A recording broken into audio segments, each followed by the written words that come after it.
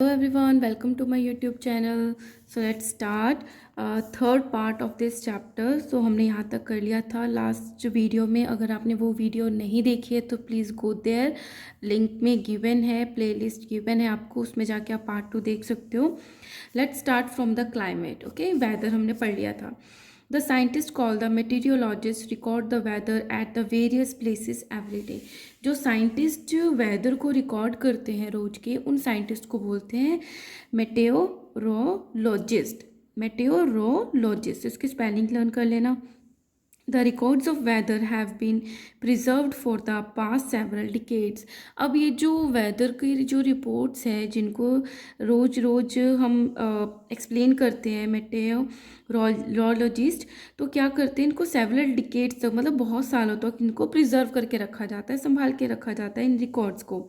So these records help the meteorologist determine the weather pattern at the place. तो ये scientist जो हैं, ये रिकॉर्ड इनको हेल्प करता है कि एक पर्टिकुलर स्टेट में, एक पर्टिकुलर एरिया में, बड़े एरिया में किस तरीके का वेदर बहुत लंबे टाइम तक चला है.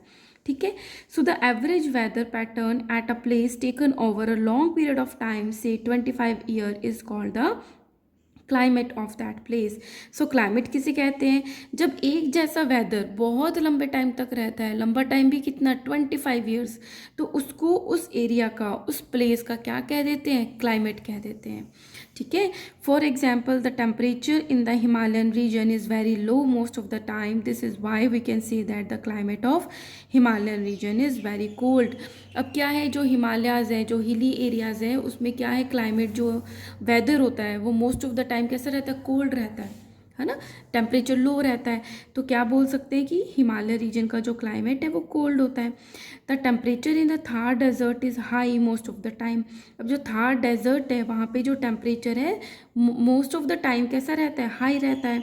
This is why we can say that the climate in the Thar desert is very hot. In some part of the Meghalaya, the average annual rainfall is 260 centimeter and above. जो मेघालय है उसके सब कुछ पार्ट्स में जो एवरेज एनुअल मतलब साल भर की जितनी जो बारिश होती है वो मेजर की जाती है, तो 260 सेंटीमीटर है. हमने देखा था ना, रेनफॉल को मिलीमीटर्स में मेजर करते हैं, बट यहाँ पे तो सेंटीमीटर में बारिश हो रही है, या उससे ज़्यादा भी हो सकती है. So it rains almost every day, कि मतलब साल के हर दिन लगभग बारिश होती ही होती है. वी से the climate in Meghalaya is hot and the humid. तो हम क्या बोलेंगे कि मेघालय का जो क्लाइमेट है वो कैसा है, गर्म भी है और उसके साथ साथ ह्यूमिड भी है, क्योंकि बारिश बहुत होती है तो नमी भी रहती है. इन जैसलमेर राजस्थान, जैसलमेर राजस्थान की एक सिटी है. The annual rainfall is 10 to 12 centimetre in the year. So Meghalaya में तो 250 सेंटीमीटर होती है, और जैसलमेर में कितनी सी हो रही है, just 10 to 12 centimetre in a year. So we say Jaisalmer has a hot and a dry climate. Hot तो है ही और ड्राई भी है, क्योंकि इतनी ज़्यादा बारिश नहीं होती तो ह्यूमिडिटी भी ज़्यादा नहीं है.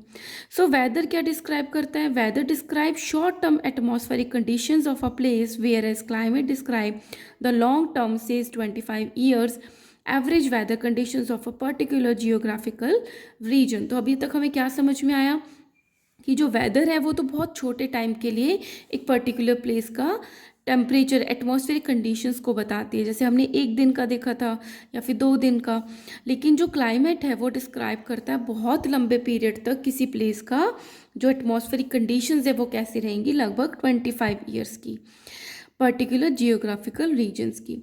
सो weather at a place changes suddenly. Weather तो क्या होती है, किसी प्लेस पे सडनली चेंज होती रहती है, and is applicable to a small area. और किसी छोटी सी जगह के लिए हम बताते हैं, मे बी अ सिटी और a small group of city, या एक सिटी की वेदर की रिपोर्ट देते हैं, या कुछ ग्रुप है सिटीज़ का उसके बारे में बताएंगे. While climate changes takes place very slowly. But जो क्लाइमेट है वो बहुत स्लोली चेंज होता है, and over a long period of time, और उसको बहुत लंबा टाइम लगता है, and are applicable to a much larger area. और किस पे एप्लीकेबल होता है, बहुत बड़े एरिया पे एप्लीकेबल होता है, मे बी अ स्टेट और a reason.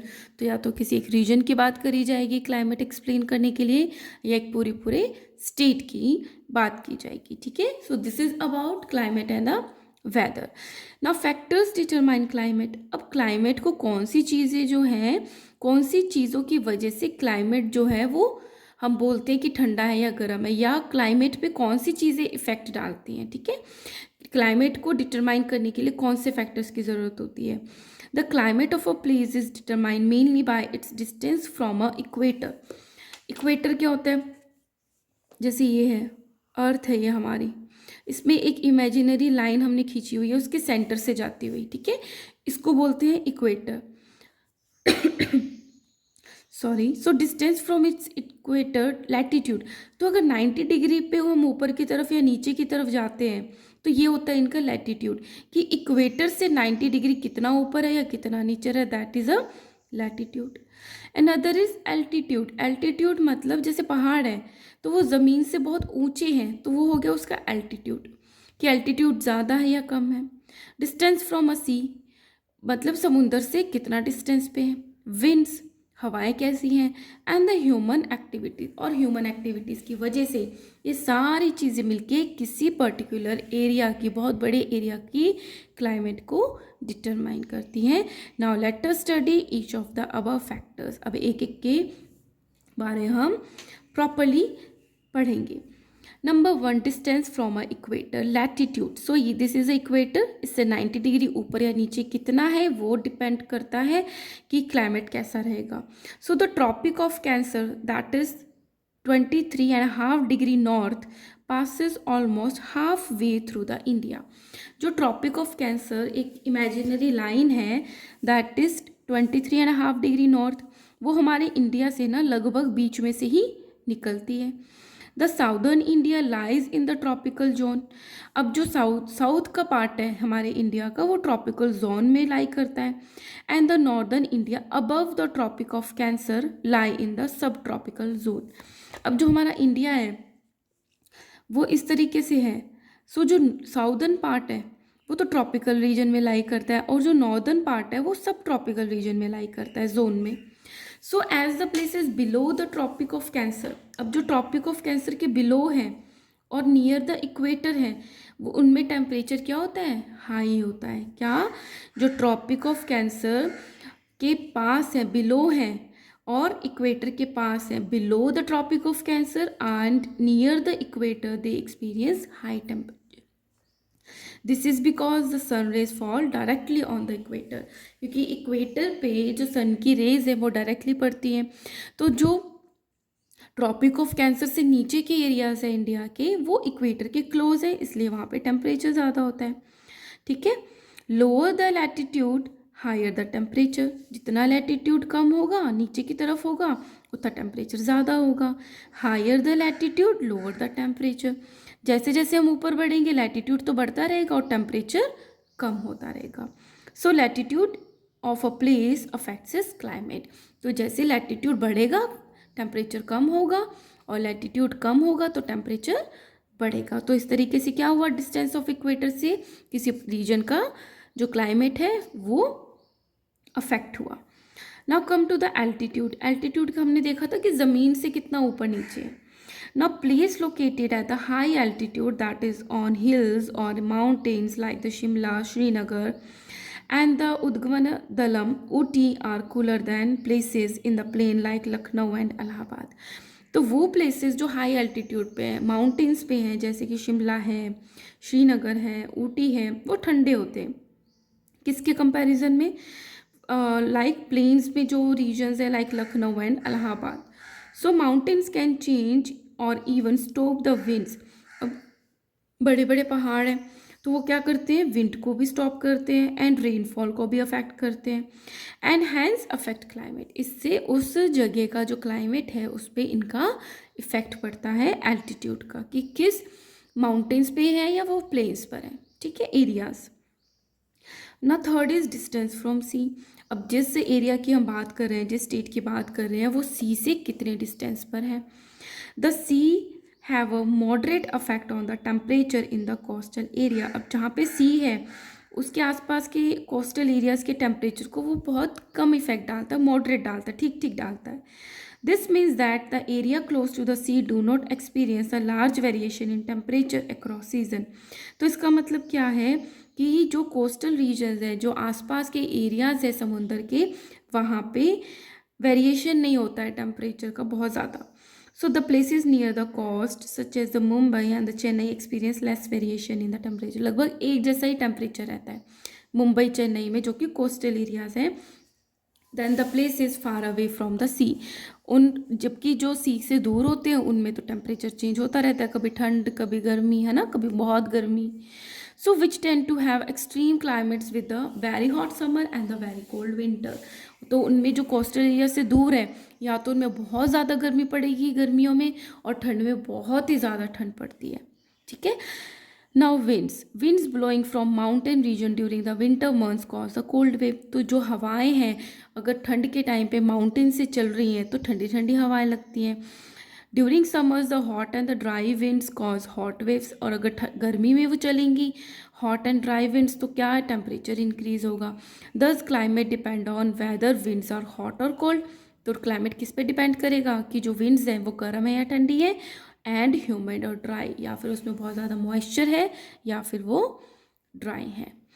Now come to the El Nino effect. क्या है? The irregular warming of the surface of the water in the Pacific Ocean is known as the El Nino effect. जो Pacific Ocean का जो surface है उसमें जब irregular warming होती है पानी की तो उस इफेक्ट को बोलते हैं L Nino effect. This warming of surface water pumps energy and moisture into the atmosphere. तो जब इरेगुलर टेम्परेचर चेंज होता है तो जो सरफेस होता है वाटर का वो एनर्जी और मॉइस्चर एटमॉस्फेयर की तरफ जाता है, दस ऑल्टरिंग द ग्लोबल विंड. तो जिससे क्या होता है, ग्लोबल विंड चलती है. हमने देखा था कि जब ऊपर की तरफ वेपर जाती हैं तो लो प्रेशर के एरिया क्रिएट होता है और उसकी जगह कौन ले लेती है, ठंडी हवाएं ले लेती हैं. तो जिससे क्या चली, विंड्स चली. एंड द रेनफॉल पैटर्न भी चेंज होते हैं पूरे ग्लोब में, which cause both drought and flood. जिससे या तो सूखा आता है या बहुत ज़्यादा बाढ़ आ जाती है in the countries around the Pacific Rim. In India also the monsoon rains are largely influenced by the El Nino effect. So India में भी जो बारिश का है वो इस El Nino effect से बहुत ज़्यादा affected होती है. Now let's study about the human activities which causes effect on the climate. So human activities also influence the climate of a place. तो human activities भी क्या है, क्लाइमेट को बहुत ज़्यादा अफेक्ट करती हैं. अब किस तरीके से करती हैं, बाय द इंडस्ट्रियलाइजेशन से. इंडस्ट्री बहुत ज़्यादा यूज़ करके या उस पर काम करके. A very large quantity of fossil fuel is utilise by the industries. So जो इंडस्ट्रीज़ है उसमें बहुत ज़्यादा फॉसिल जो फ्यूल्स हैं वो यूटिलाइज होते हैं. फॉसिल फ्यूल्स जो यूटिलाइज होते हैं उससे क्या होता है, इंक्रीज़ होता है, क्योंकि वो जलने के लिए यूज़ होते हैं, है ना, फॉसिल फ्यूल्स. तो जिससे कार्बन डाइऑक्साइड इंक्रीज होती है concentration in the atmosphere, thereby causing the acid rain and the pollution. तो जो ये कार्बन डाइऑक्साइड है या सल्फर डाइऑक्साइड है, ये वाटर जो प्रेजेंट होता है एटमॉस्फेयर में उसके साथ मिलके एसिड्स बना लेते हैं. तो जब बारिश होती है तो एसिड्स के साथ मिलके बोल देते हैं हम एसिड रेन है एंड पोल्यूशन कॉज करती है. ठीक है. सेकेंड इज़ बाय डिफॉरेस्टेशन, कि लार्ज स्केल पर फॉरेस्ट को कट करना, उसकी वजह से भी क्लाइमेट चेंज होता है. So large scale cutting of the trees results in increase amount of carbon dioxide in the atmosphere. अब क्या है, जो ट्रीज़ हैं वो फोटोसिंथेसिस के लिए कार्बन डाइऑक्साइड यूज़ करते हैं. तो जब हमने बहुत लार्ज स्केल पे गए, हमने फॉरेस्ट को कट कर दिया है, तो कार्बन डाइऑक्साइड की अमाउंट जो होती है वो इंक्रीज हो जाती है एटमॉस्फेयर में. This increased carbon dioxide in the atmosphere causes an increase in the temperature of the atmosphere. तो ग्लोबल वार्मिंग कॉज करता है. तो क्या होता है कि जब कार्बन डाइऑक्साइड इंक्रीज हो जाता है एटमॉस्फेयर में तो टेम्परेचर भी इंक्रीज हो जाता है, there by affecting the climate. तो इन सब चीज़ों की वजह से क्लाइमेट पे इफेक्ट आता है. ठीक है. So here I am completing this climate topic. Next video में हम क्लाइमेट एंड एडाप्टेशंस के बारे में पढ़ेंगे. Thank you so much. If you like my videos please like share and subscribe.